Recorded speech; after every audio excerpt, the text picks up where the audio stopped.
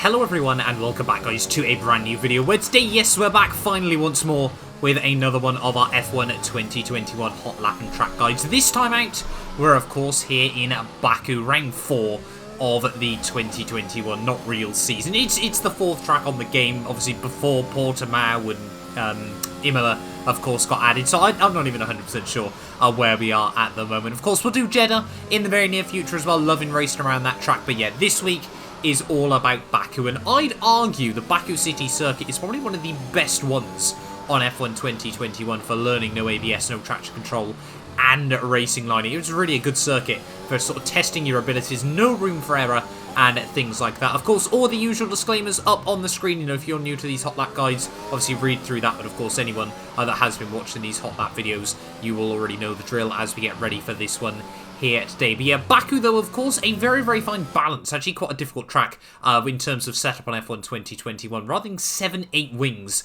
this time round there. Seems rather high, but F1 2021 does seem to like a bit higher wings on a lot of circuits than in the past. They're 60-55 on the differential there on throttle and off throttle. Again, I prefer car, you know, with not too much, a little bit of snap, but not too much wheel spin there. Minus 3.4, minus 1.9, 0.07 and 0.26 on the front and rear camber and toe there. You know, again, I don't like pushing the tyres too much. It seems to do pretty well for our tyre wear there. 3.5, 3.7, 4.7 for the suspension, ARBs, and the ride height there, of course. Some people like to run a bit higher front ride height if you're really attacking one of the curbs. I'll point that out on the lap, but personally I don't choose to do so there. 95-55 on the brake bias. That's pretty standard for me now on F1 2021 as well. You know, you guys will know that's what I like to run. And then 21.4 on both front tyres and 20.3 on both rears then. So of course, like always, we'll do one lap of the track, slow down. Obviously I'll show you guys what you got to do, and then of course we'll go through a proper lap in just like one fluid motion in just a moment. Then down in towards turn 1,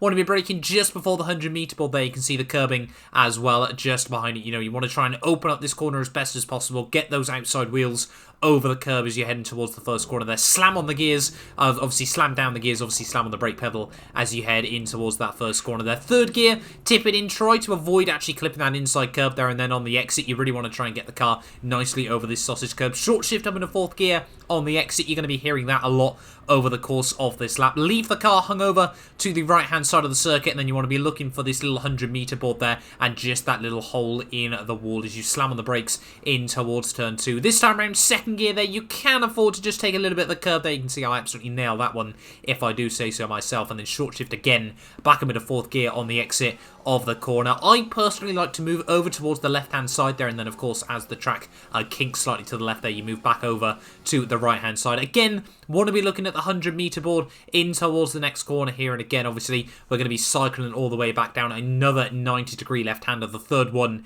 in a row on this lap. You know, the first few corners of this circuit are very, very samey there. So again, we're going to be going back down, all the way down in towards second gear there. Just want to try and get that little bit extra from the front end. And again, we're going to be short shifting back up into fourth on the exit there again. These first few corners are just about trying to make the circuit as wide as possible here. Get the car over though to the left hand side there, because we're actually going to have a right hand corner as we brake just before the 50 meter board here in towards turn 4. Again, down into second, short shift back up into fourth. This is why this track is so good for learning ABS and traction control there. You can really try and build up some consistency by having to do the same things over and over there. Back over to the right hand side, braking about 80 meters in towards turn 5 there. Tip the car in down in second gear. They're actually second guessing ourselves, opening up the throttle ever so slightly there, and I'm using first gear occasionally through this next part of the corner there. Try not to rattle it over the curbs too much, and then again back up into third and fourth gear on the exit of the corner there. This next corner, a really difficult one to actually spot the braking point.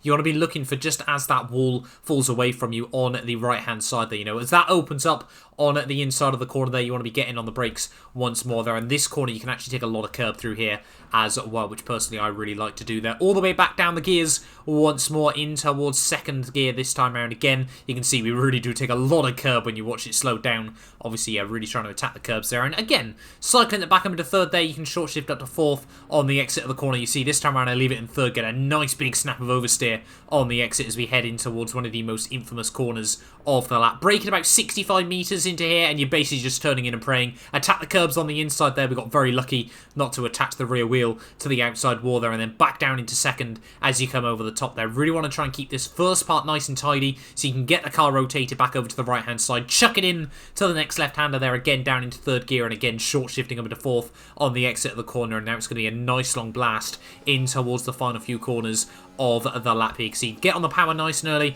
as you try and ride the car over the throttle there and down in towards one of the most difficult corners on the lap. Brake just as you come to the end of this curb on the outside one and try and keep the car right over to the right hand side. A very, very difficult corner. Obviously, you've got the wall on the outside there trying to, you know, sort of come towards the circuit once more there. Again, a lot of people like to take a lot more curb through here than me.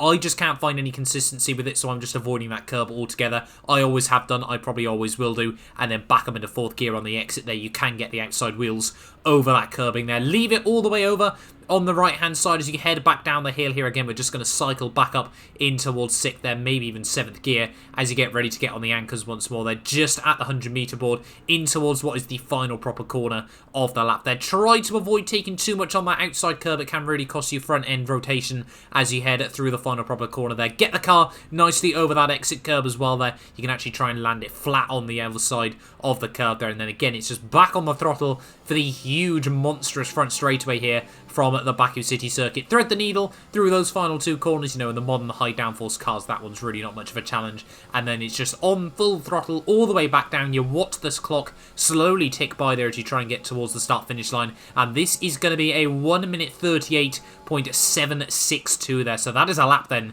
of the Baku City circuit there. 1014th in the world isn't too shabby, and again, like I said, this track is a brilliant one for trying to just learn how to play F1 2021 as well. There, you know, so many big braking zones, so many big traction zones as well. That it's such a perfect circuit. Let's have a look then as to how this looks in one fluid motion. That last lap was a 1:39.0.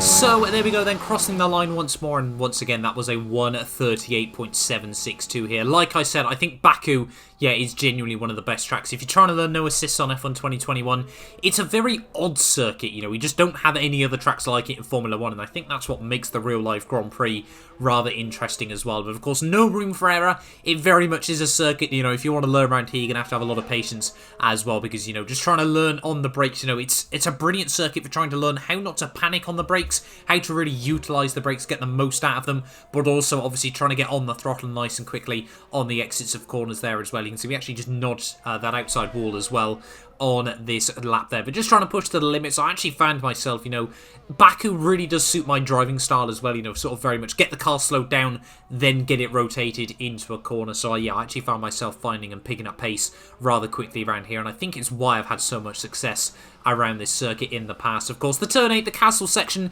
you're going to struggle through there. We all do that even now. Sometimes I'll accidentally turn in too early or not turn in enough. Absolutely clatter the rear wheels on the outside wall there. You know, this track, like I said, there is nowhere to hide around here. So, you know, if you are trying to learn no assists, you definitely want to feel comfortable if you're going to be heading to Baku for a league race or a career mode video as well. They're of course tweaked the setup a little bit. Like I said, I don't like to use the curb as you head down the hill in towards the final sector, but I know a lot of people can really find a good consistent line where you mount that curb rather tidily as well. But out of the final corners then, back up towards the start finish line though, that is going to be a lap of the Azerbaijan circuit. Hopefully it has helped you guys out as well. Let me know down in the comments below. And yeah, like I said, we will be back next time out. I think we're going to head to Saudi Arabia, cover the new circuit as well. But thank you all so much for watching, and we'll be back soon with more Formula 1 content.